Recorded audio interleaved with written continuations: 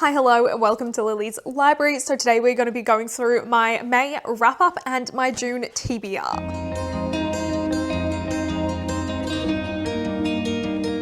So in May, I managed to read 8 books. There was a lot of really standout ones, and I managed to complete a series as well. So we're going to go through all of them now. So the first book I finished reading was actually one that I had started in April but didn't get to finish, and that was Human Acts by Hong Kong. And I really loved this. This was almost going to be my top read of the month. It is my top fiction read, but there's a book that I just finished today that has surpassed this. But this was really good. It was very heartbreaking and beautifully written and just such an impressive and thought-provoking book. This one is inspired by and based off of the Gwangju student uprisings. It's set throughout multiple different years during and after the uprising. We follow different people and the way that that event kind of shaped their lives. So we've got people that are right in the middle of it during the time as children or students. We've got people that years later are editing manuscripts that talk about this or that are looking back on some of the things that they experienced back then. We've got one of them that is still in prison after stuff that had happened during the uprisings.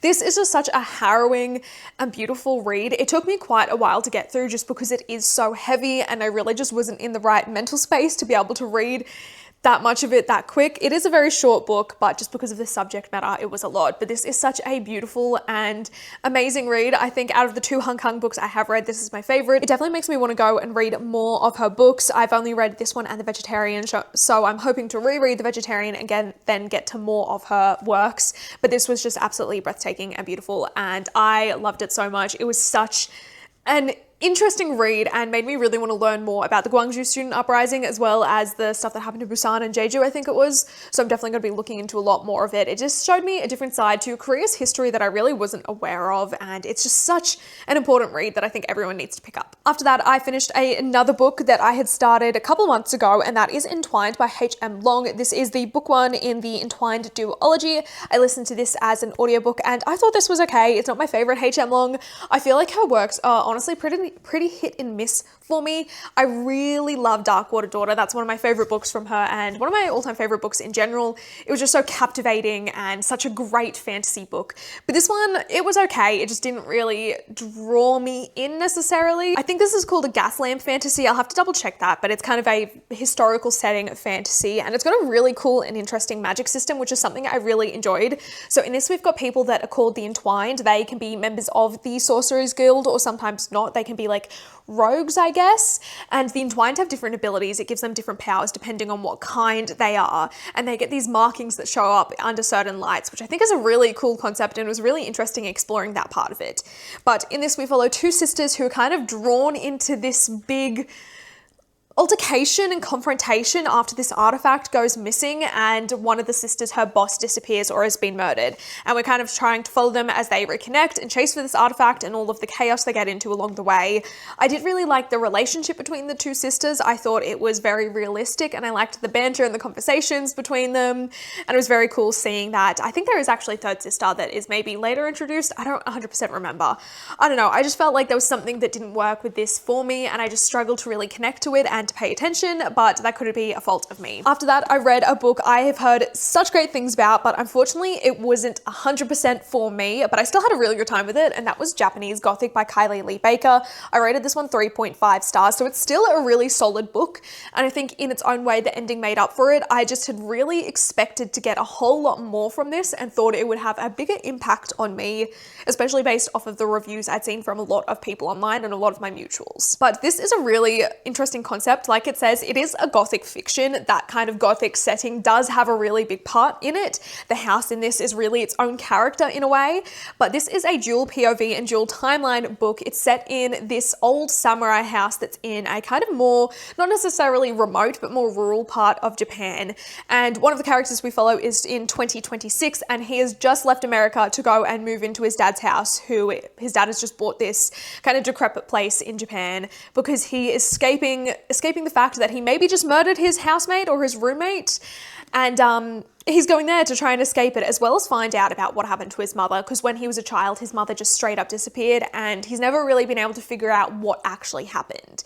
And then our other character is in 1877. She's a female samurai and her dad is a disgraced samurai. He was part of the samurai wars and went to fight for everything, but came back, so he is disgraced, because samurais aren't meant to come back if something goes wrong and if they don't win. But yeah, we kind of follow them as they connect and cross paths through this house and can travel between each other's time periods. And it's really interesting seeing the way that they try and unpack the history of this house and the history of what happened to Sen, the samurai, what happened to her family really. And it's just very gory and brutal at times and so atmospheric. I just really had expected a lot more from it, so that's why it wasn't really higher, but I did enjoy it as well. It's a great setting, great use of Gothic elements as well. I also did love the incorporation of Japanese folklore, but it is a very interesting book, and I do really want to read more from this author because I feel like I will love her books. I did really love the writing in this. It's beautiful. There are some really nicely written passages. I was annotating this one as well, and just, yeah, while it wasn't my favorite, I still had a really good time with it. The next book I read was Catabasis by R.F. Kuang. Now, I'm on the fence about talking about this book, so I'm going to keep it brief, but there's been a lot of stuff online about R.F. Kuang's newest book, Taipei Story, that has come out from some people that got ARCs at BookCon, I think it was, where there is an Israeli character that is featured. And a big part of the BDS movement is about boycotting the normalization of Israel, so that means putting it in things like this.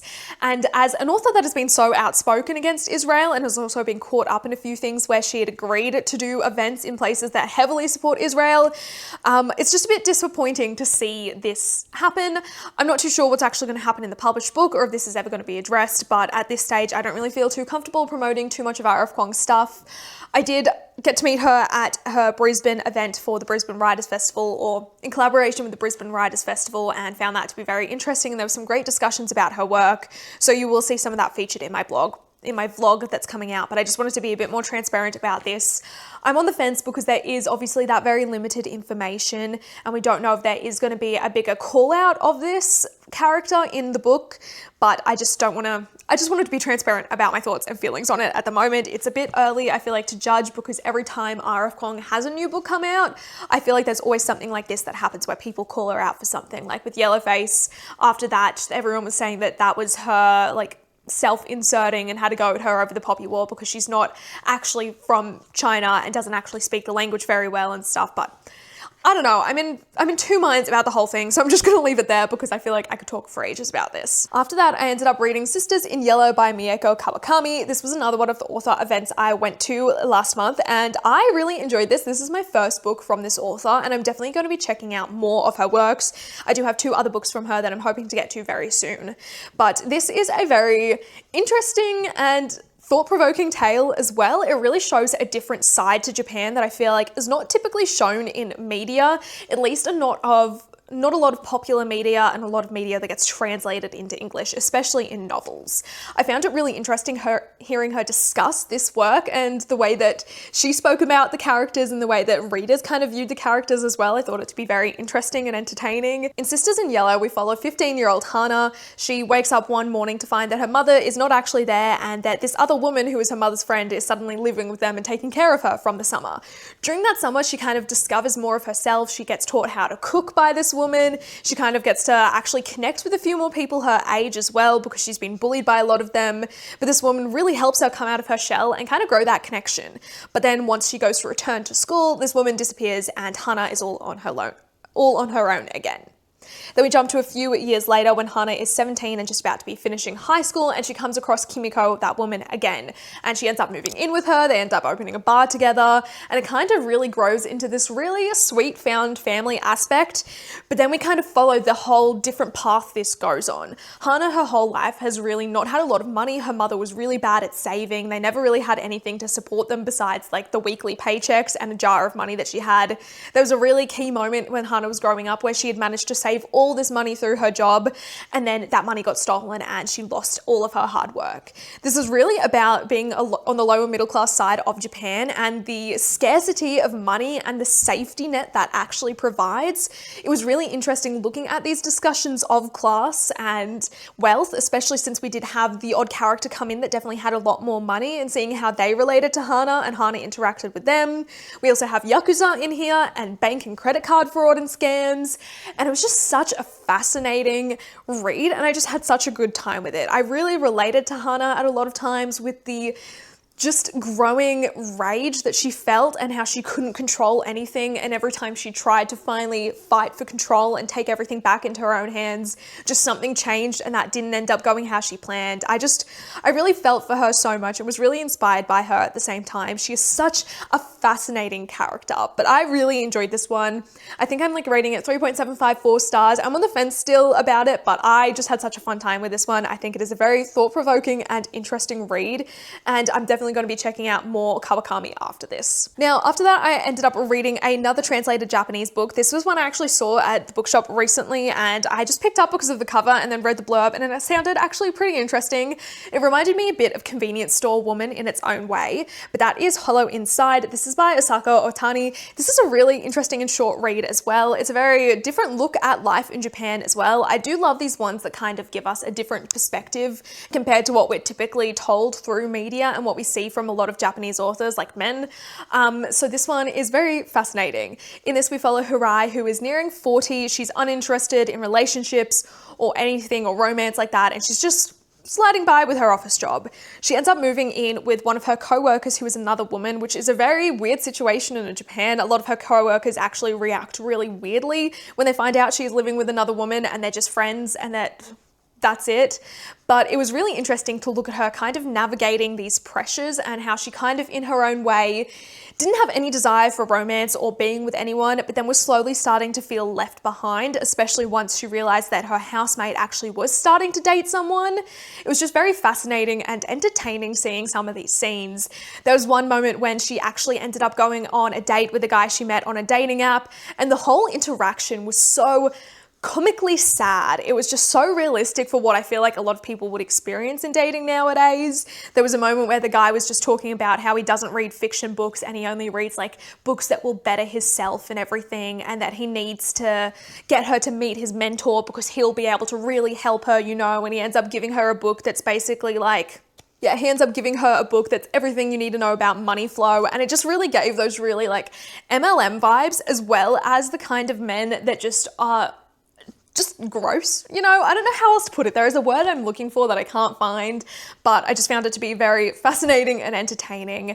The ending is a bit sweet and sad as well. It's just a very interesting and unique read. It did kind of remind me of Convenience Store Woman, like I said, just with that kind of expectations of women and people in Japanese society and subverting those expectations and the way people kind of react to that. This definitely goes on a different path to that one, but I found it really interesting.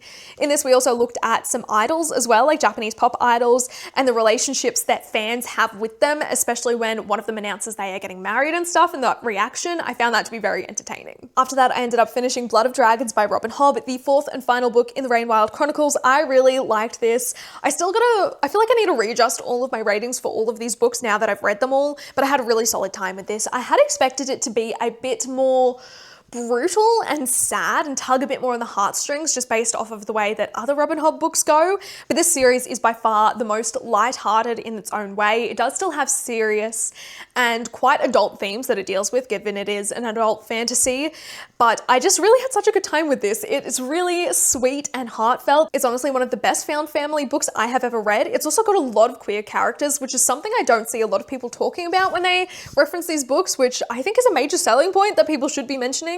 But I did have a really good time with this. I think it is hard to talk about this book without really spoiling anything. So if you do want a bit more of my thoughts, I did go into a bit more details in my reading vlog, which will be out next week. But I had a really good time with this. I loved how everything wrapped up and how we did kind of get a resolution with things. There was a very entertaining and satisfying scene as well with one of the characters that I really hated, one of the antagonists. This character was not quite Kyle or Regal level, but he was still a pest and a dick in and of himself.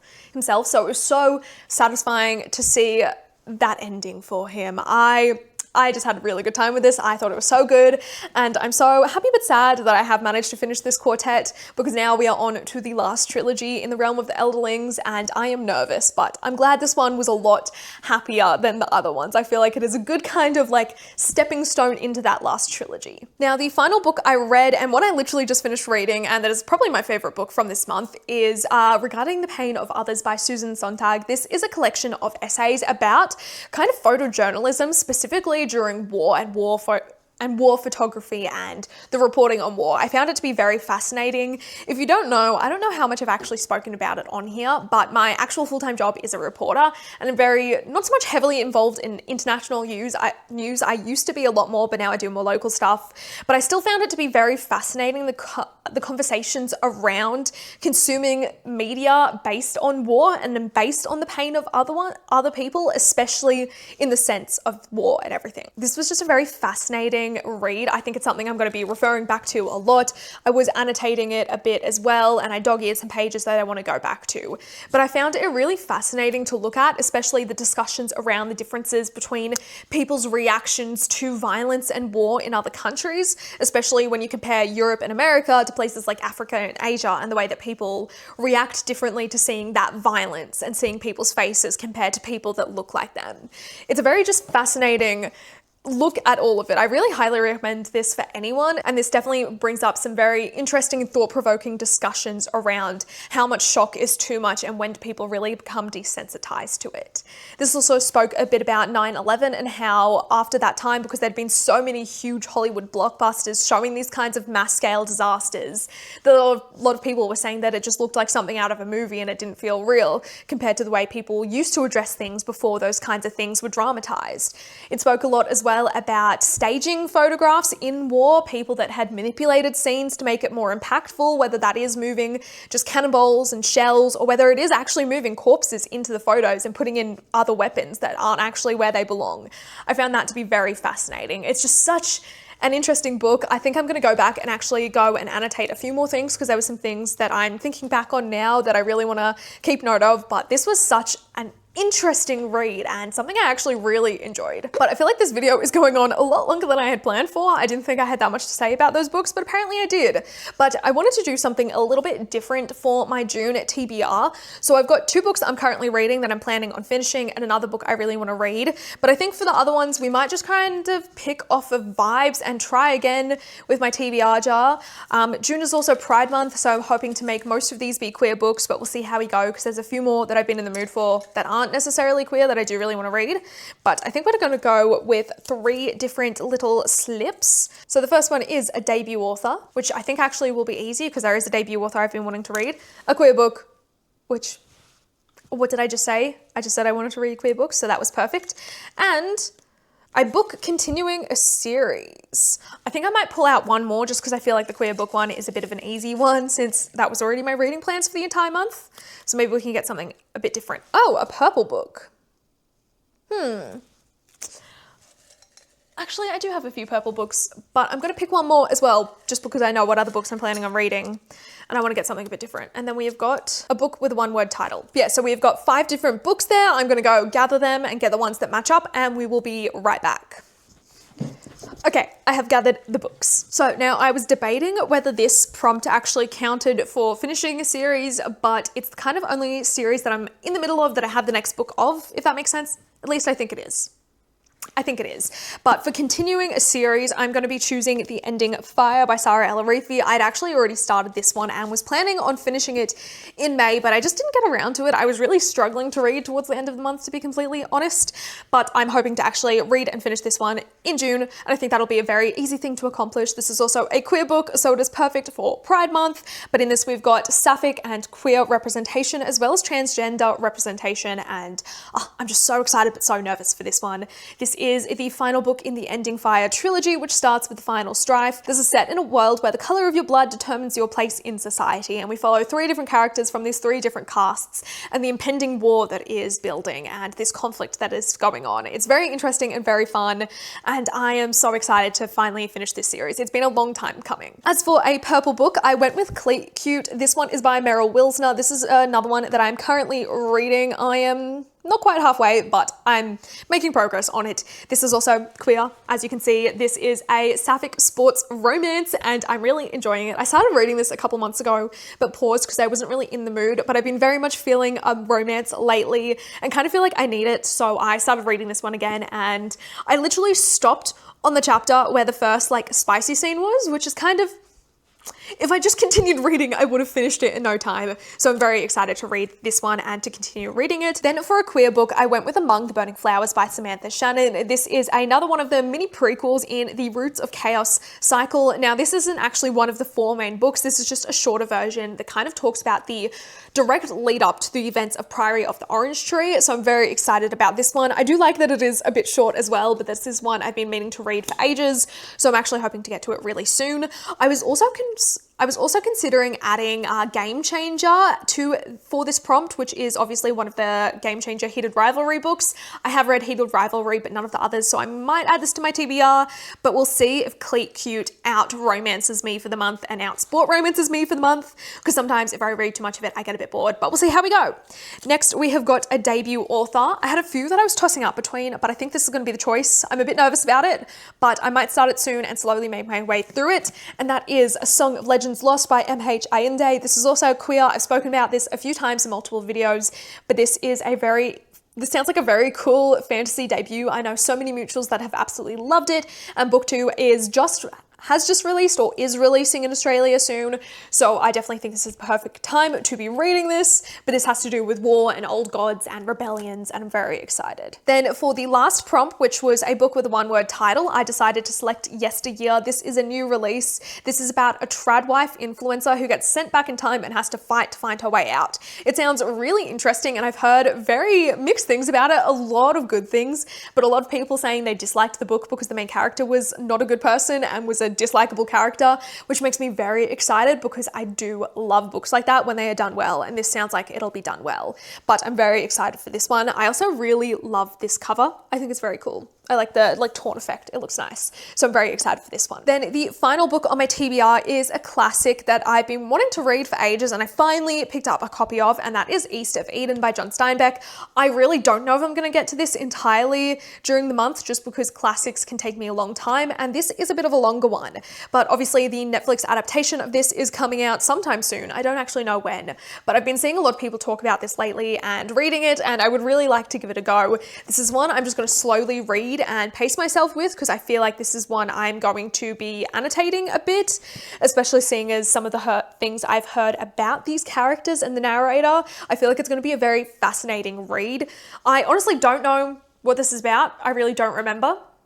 Oh yeah, it's set in the rich farmland of Salinas Valley, California. This powerful, often brutal novel follows the intertwined destinies of 2 families, the Trasks and the Hamilton, whose generations helplessly reenact the fall of Adam and Eve and the poisonous rivalry of Cain and Abel. Here Steinbeck created some of his most memorable characters and explored his most enduring themes, the mystery of identity, the inexplicability of love, and the murderous consequences of love's absence. Sounds very interesting. I didn't actually know that's what it had to do with. So I'm hoping to get to this soon. It does have really small text, so I'm a bit nervous about this. But this is one, like I said, I think I'm just going to pace myself with, especially since I do have 2 longer, chunkier fantasy books on this TBR. But we will see how we go. I'm just so excited for all of these books. I think I'm gonna be having a really good reading month in June. This might end up changing as well. A lot of my May TBR I abandoned and moved on to something else just because I wasn't in the mood for certain things, or was more in the mood for others than I was to other books, you know, but we'll see how we go. I feel like I've rambled on for more than long enough now. So yeah, let me know what your favorite read from May was. And if you want to see more from me as well, make sure you subscribe here or follow me on some of my other social medias. They are also linked below, but I will see you guys all with a new video next time. Bye.